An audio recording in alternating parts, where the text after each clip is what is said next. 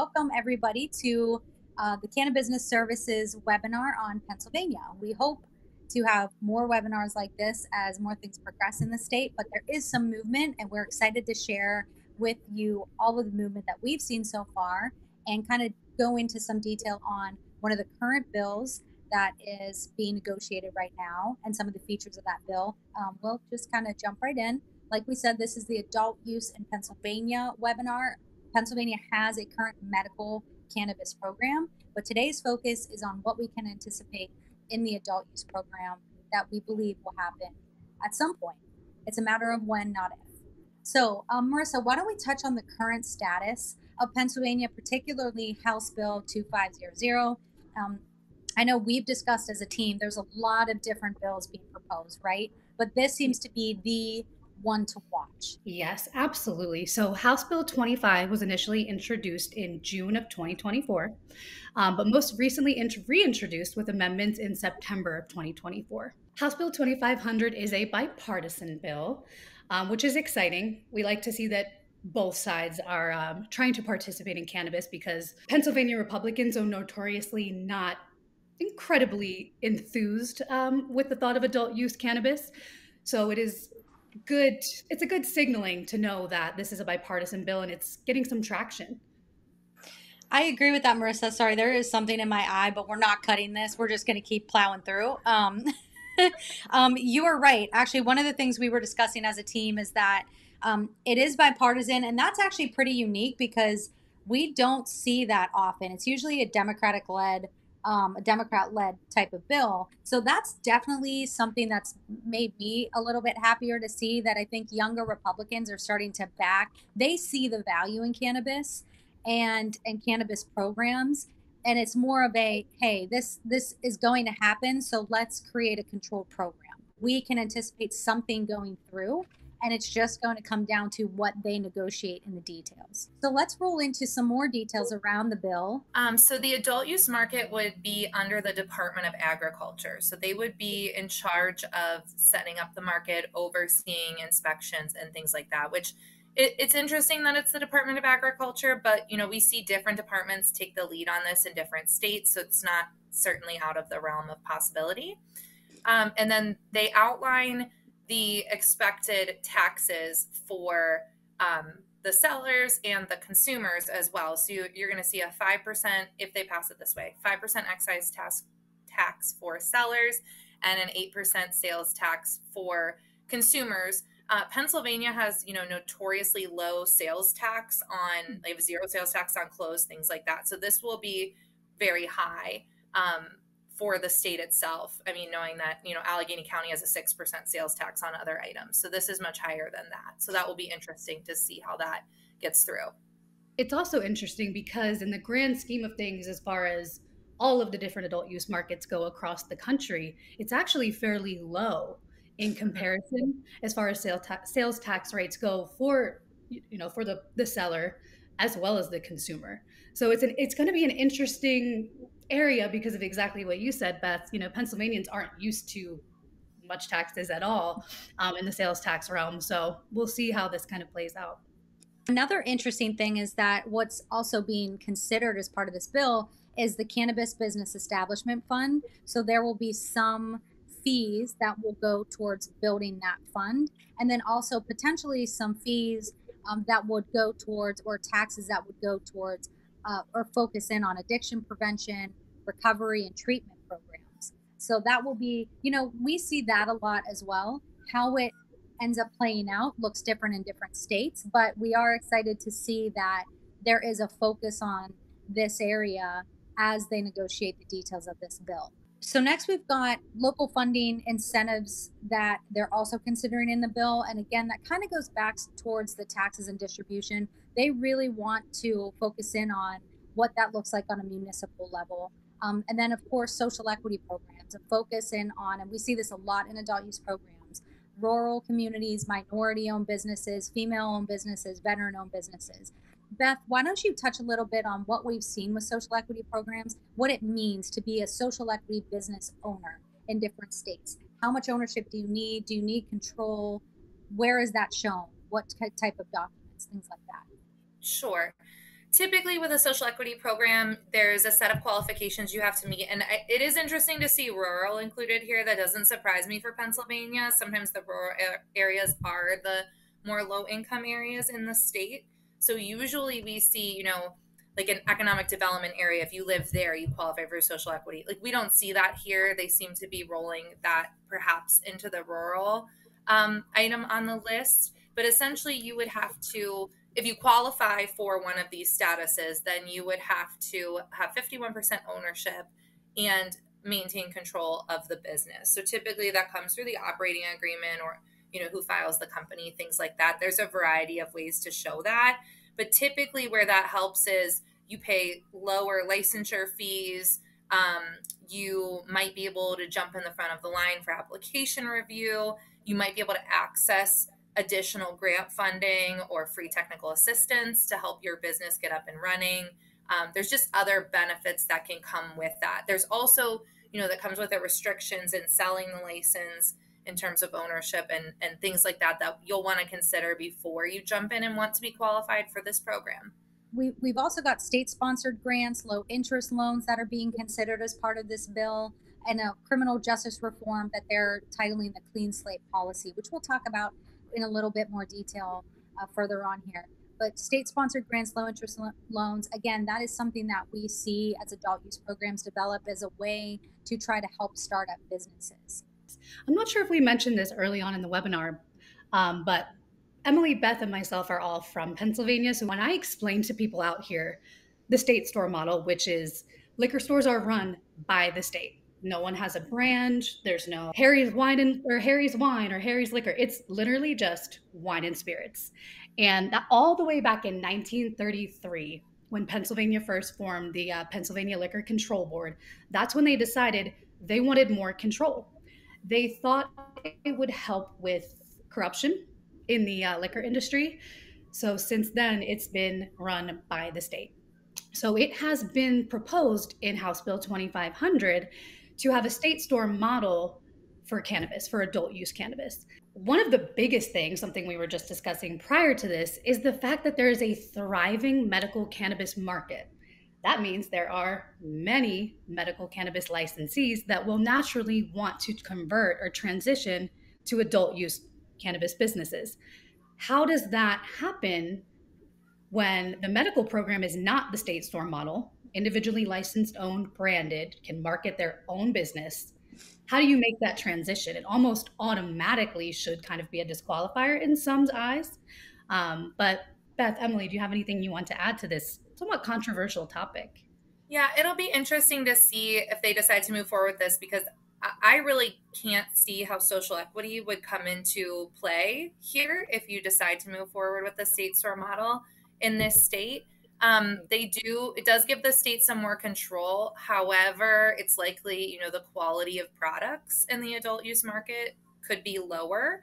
And then usually what we see is the medical market severely diminish its presence once adult use is approved. So if they're keeping the medical private and going state run here, then, the medical market is going to lose a lot of customers and a lot of sales. Yeah, I think that's certainly the key for, in my head, is the medical market sees a shift downward in sales, because especially in places like Western Pennsylvania or Pennsylvania as a whole. We saw it in New Jersey. We see it in many states that open an adult use program, where you don't have to sign up and pay to get a patient registration card. You can simply show your identification, prove you're 21 and older, and you can get in to the store. That presents a lowered barrier for people to want to participate in this program as customers. So you're going to see a natural decline in medical sales. So if you are proposing that a state store model would be held on the adult use side, but like you said, Marissa, medical owners would be, or the owners right now on the medical side would just coexist in a different way, they're going to see a huge shift down and want to participate in the adult use program. I know the LCB, the goal, and you probably see it even today if you look them up, their goal is to have severe oversight of it, which would indicate more control over who is participating, which would result in the prevention of underage drinking, and then a focus on responsibility in consumption. Addiction, I think, has hit Pennsylvania in the same way as hit other states that don't have a state store model. So I don't really see how that has been prevented. Uh, there are so many ways to prevent underage consumption of cannabis through adult use dispensary models that I don't think a state store model would particularly make that a greater uh, hindrance for under 21. What we've seen in our experience in helping businesses start up, there are protocols that you put in place that effectively create a 99.9% chance that you will be caught if you attempted to utilize a fake ID or no ID to get into a store. So the state store model wouldn't make that any greater, I don't believe. So that's going to be some, again, it's undecided. I personally don't see that this would go through, but you never know. We could be surprised. Pennsylvania. The state was very surprised when the governor didn't include cannabis revenue in his budget back in January. So really, we're not that much further along than where we were last year in Pennsylvania. So right now the bill's kind of just sitting. There's further conversations that need to be had. Neither the House or the Senate has taken it up yet. Likely 6 months of informal hearings. So maybe he'll include it in his budget next year. I'd say maybe more likely 2026. Part of the shock, the reason that everyone was so surprised it wasn't included in the budget, is because Governor Josh Shapiro certainly alluded to the fact that it would be, and it was stated that it was trying to be. But it's really the fact that he is quoted in multiple places at multiple times over the last year in particular, stating that if a cannabis bill for adult use in particular, makes it to his desk, he will sign it. So again, just adding a little bit onto why that was so shocking is because he's been so vocal about his pro-cannabis stance thus far. What you can do now while you're waiting is start some of the local legwork.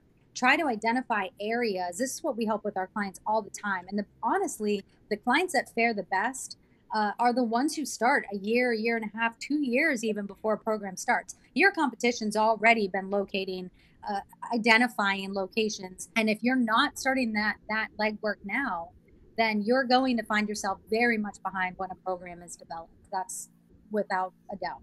As far as projections for the first year of adult use sales, in particular in Pennsylvania, should it become legalized, or I should say when it becomes legalized, it is expected or predicted that sales revenue specifically for the state could be between 400 million to 100 billion. Now, we go back, that is for 5 years.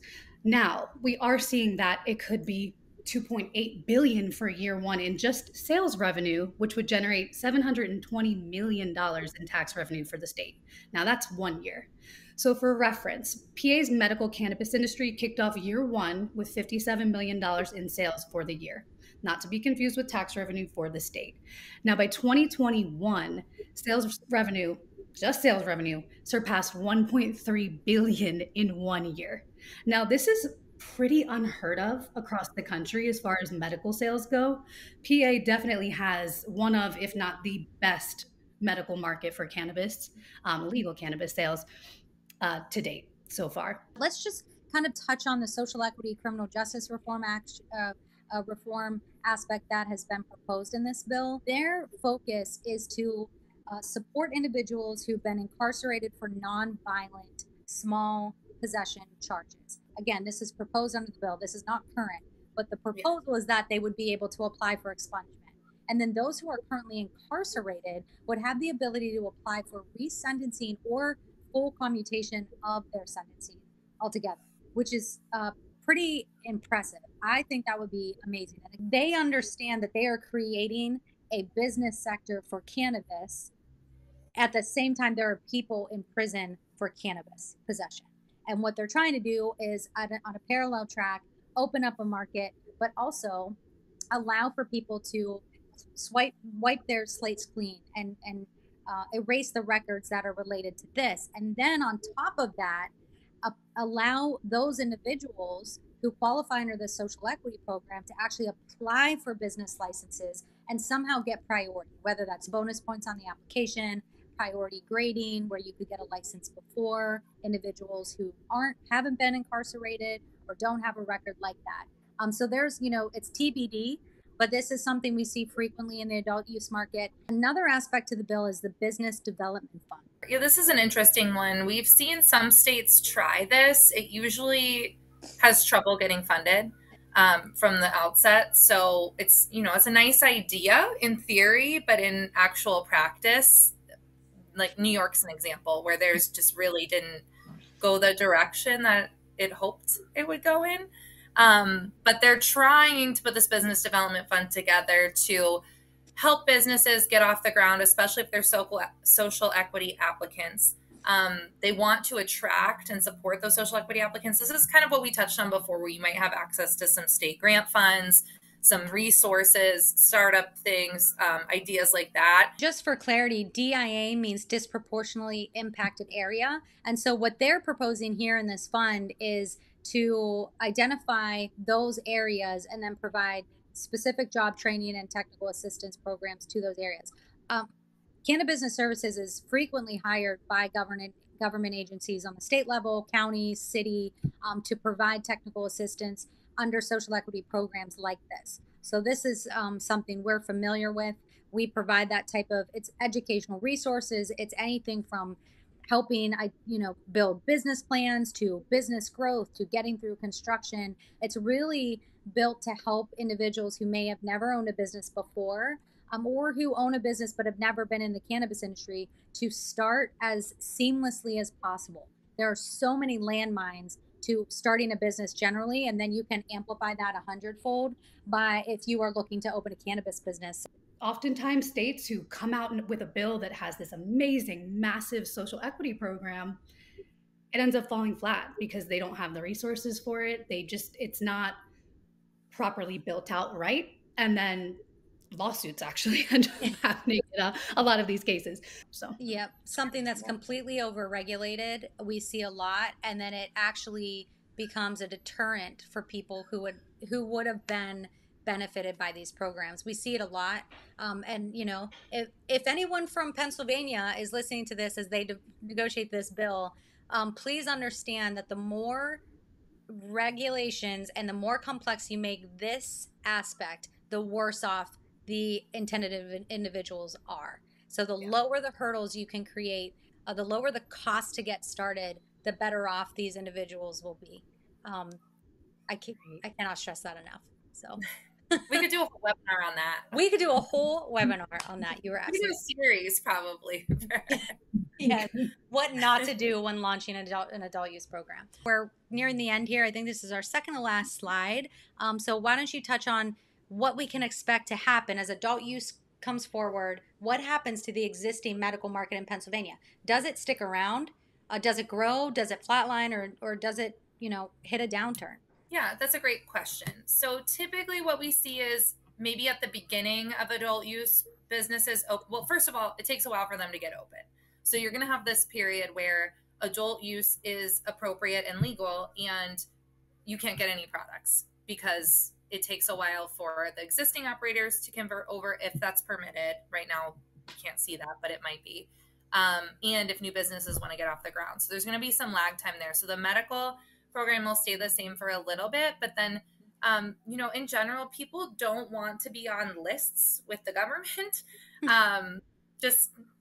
Some people don't mind, some people care, but a lot of people don't. So what ends up happening is they either stop using their medical status and just go into the regular adult use, either line at the store to purchase their products. And people who maybe were on the fence about it, using it for medical purposes, end up just going the adult use route and buying whatever products they were looking to try on the medical front themselves in the adult use. So, I mean, we've seen in New Jersey where dual operators, both adult use and medical, they offer specific medical hours and things like that, and no one comes in. The medical people who want to purchase just come in during the regular hours because they have their own line and things like that. So, in what we typically see, the medical sales decline pretty steeply once the adult use stores start to open and they have enough products to handle the market.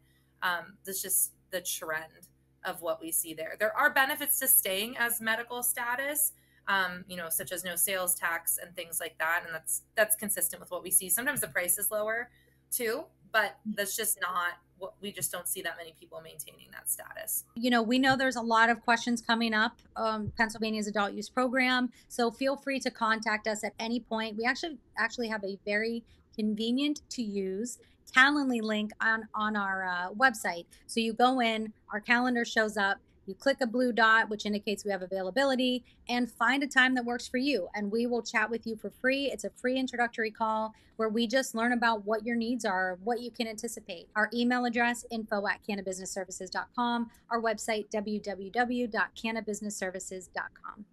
Thank you, everybody. Thank you. Bye, everyone.